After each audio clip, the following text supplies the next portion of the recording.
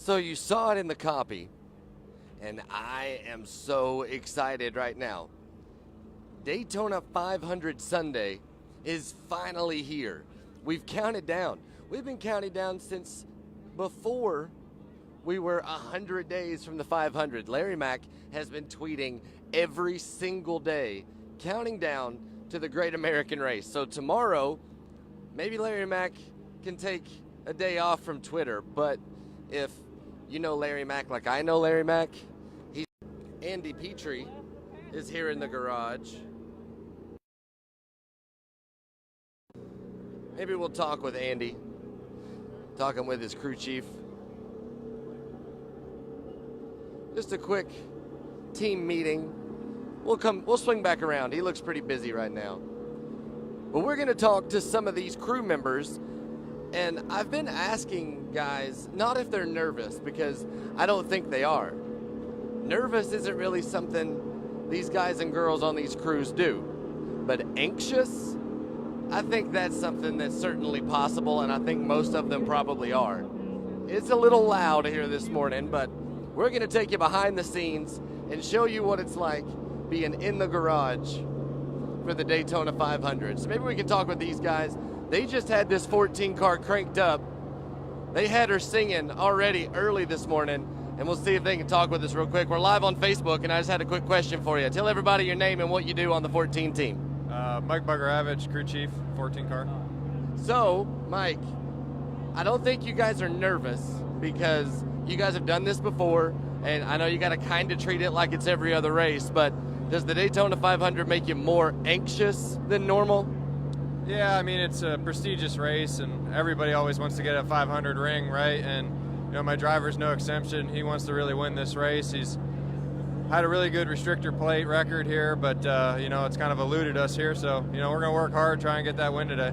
And so, Mike, we know your driver likes to have a good time. He's a funny guy. He's always making jokes and playing around, but when before a race do you really see Clint just kind of turn it on? Like, it's time to go to work. It's time to get serious. How early before the green flag does that happen with Clint? Yeah, like we just had a meeting. You can already see intensity's ramping up. You know, this race means a lot to everybody, and he's no exception. So, you know, the intensity's going to ramp up as the day goes on, continue to get to that point, but he'll be ready to go come race time. And Zach had a fan question for you.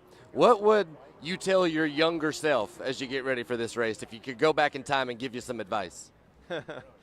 Oh, man, that's a tough one. I guess just keep focused, stay relaxed. You know, you can think a lot clearer, you know, when you're focused and calm. All right. Good luck today, buddy. Thank you. Mike Buggeravich, crew chief for the number 14 team. And yes, I knew who that was, but I like giving these guys a chance to introduce themselves. It makes it easier to go back and clip these videos. So I see people in the comments like, how did you not know who that was? I knew that was Mike. Come on now. I'm CJ Wooliver, one of the social media producers for NASCAR on Fox, and I'm taking you behind the scenes. Richard saying hi from Durham, North Carolina. I'm going to fly back to North Carolina tomorrow, but I tell you, I feel like I've moved to Florida. I've been here since it was a week Friday, so I've been here for a while. But I tell you, I could stay here for a month. The atmosphere right now is just so electric. This place is so much fun.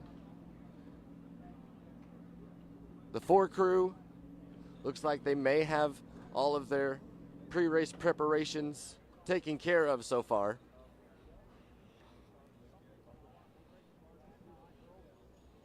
Crew guys for the 22 debriefing real quick. But one thing too, I did this on Twitter and people seem to enjoy it. I got to pick up a Kevin Harvick hero card. And the reason being, on Twitter, I told everybody that if they hit the retweet button, that I'd pick a few people and I'd send them a hero card because all these drivers just have them hanging out in front of their haulers. So if you want one, I'll pick any driver hero card that you want. It's not going to cost you shipping. All you got to do is hit the share button and comment with hashtag Daytona 500. Share this to your Facebook feed. Invite your friends and family to come and hang out with us because you can give them and hook them up with the digital hot pass today. Do that. Hit the share button comment with hashtag Daytona 500. And I'm going to go through and I'm going to pick some of you and I'll send you a message. It'll be from CJ Wolliver and NASCAR on Fox, and ask you which hero card you want. Any of them. You just tell me. I'll pick it up, stick it in my bag, fly it back to Charlotte, and when I get to the office, I'm going to stick it in an envelope and send it to wherever you are. So, hashtag Daytona 500. Hit the share button to invite everybody to come hang out with us. We're having fun here for Daytona. Going to find some more people to talk to. And I like the fact that you guys were sending in fan questions when I was talking to Bugga. So, keep sending those in. And when I see a guy that we can talk to, I'll give him some fan questions. So let me know. You hear stuff out on track. They do have media and pace car rides going on right now. Maybe we'll go take one of those. The 88 crew checking out that double 8 machine.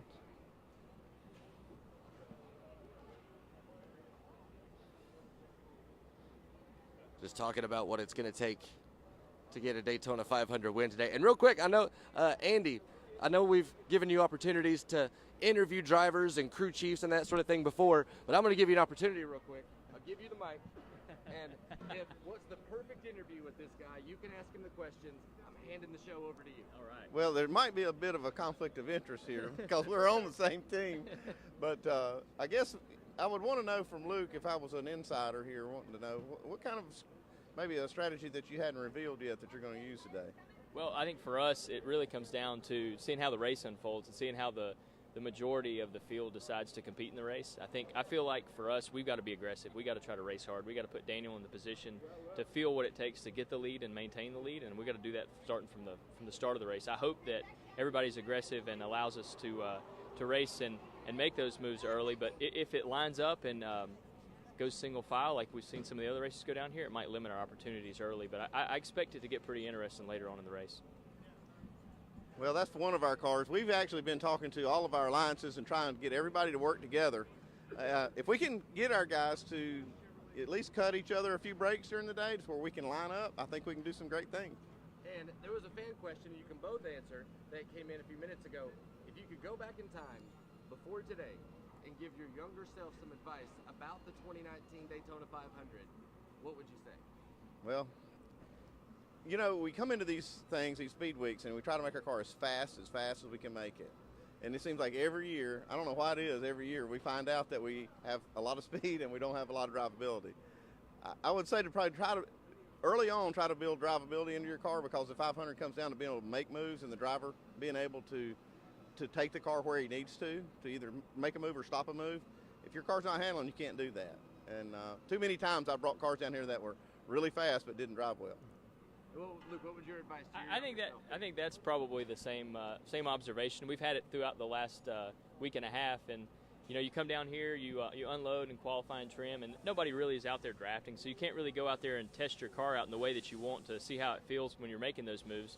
You qualify, and then boom, you start a race cold turkey, and then you're just kind of thrown to the wolves. I think for us, Daniel being the first time driving a Cup car, there was some unexpected things that we learned from the dual race, and I think we've got a lot better insight as to what we need for today's race. But if we'd have had that earlier prior to the duels, we might could have had our car driving a little bit better and let him have a little bit more of a tool to use to make the moves that he needed that race. Are you anxious?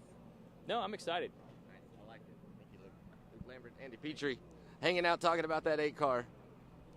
And Andy said at the beginning there might be a conflict of interest because he is part of the Richard Childress Racing organization. But this is Hot Pass. Conflicts of interest are kind of fun.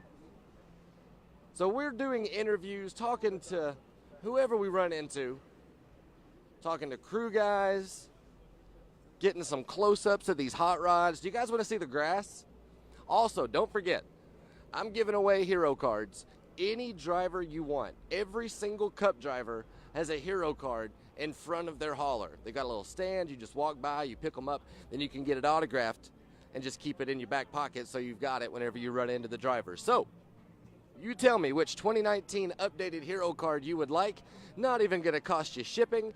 It's only going to cost you a comment and a share. Hashtag Daytona 500.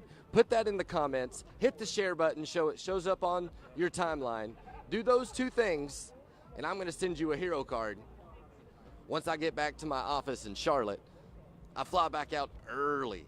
I'm on a 5 a.m. flight tomorrow to get back to Concord, North Carolina, as we've got NASCAR Race Hub tomorrow to recap everything that happens here at the World Center of Racing. And you see that? Blue skies and sunshine. It is a beautiful day here in Daytona Beach, Florida. And again, I'm CJ Wolliver. This is Hot Pass. Thank you so much for coming along. Hey, wait, this guy's excited. Wait, look at this. I love the energy. I love the excitement. You only get one chance at a 500. Absolutely. So here, I'm going to let you do something fun. I'm going to give you this, and you can introduce yourself to everybody, and then you can interview your buddies here on the pit box. There we go. There we go. Tell everybody who you are. How you doing? My name is Milan Radonovich, gas man on the one car, and we're out here setting up for the 500. Got Josh Appleby here, Jack man on the one car.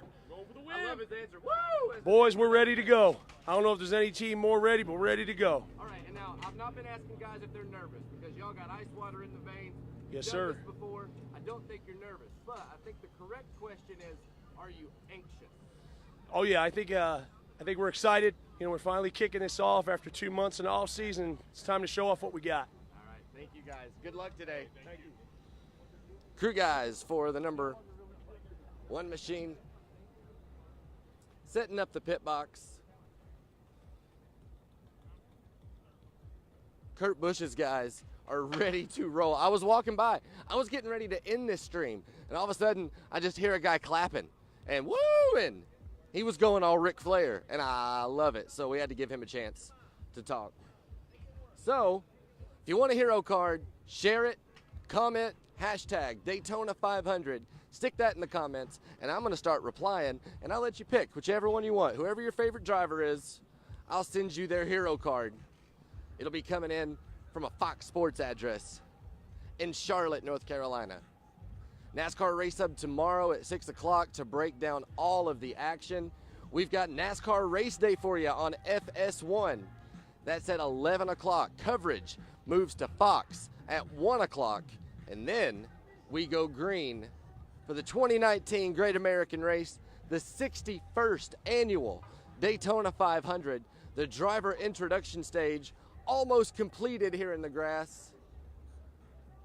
Putting this bad boy together. Fans are hanging out. And I told you guys, check this out. This is the Daytona 500 infield grass. Iconic. And I love it. I would lay down in this. I mean, yeah, I've got on a nice polo shirt and some dress pants and took it to the dry cleaners and everything because it's Daytona. You got to be clean, fresh, ready to go. But that grass just looks comfy. After everything's said and done, we'll all be exhausted. If it's not torn up too bad, I'm just going to come hang out and take a nap in the grass until I have to catch my plane at 5 a.m. Got to get back to Charlotte, though, for Race Hub. See you guys. I'm CJ, one of the social guys for NASCAR on Fox. Comment, hashtag Daytona 500, hit the share button. I'll send you a hero card. Let's do this, guys.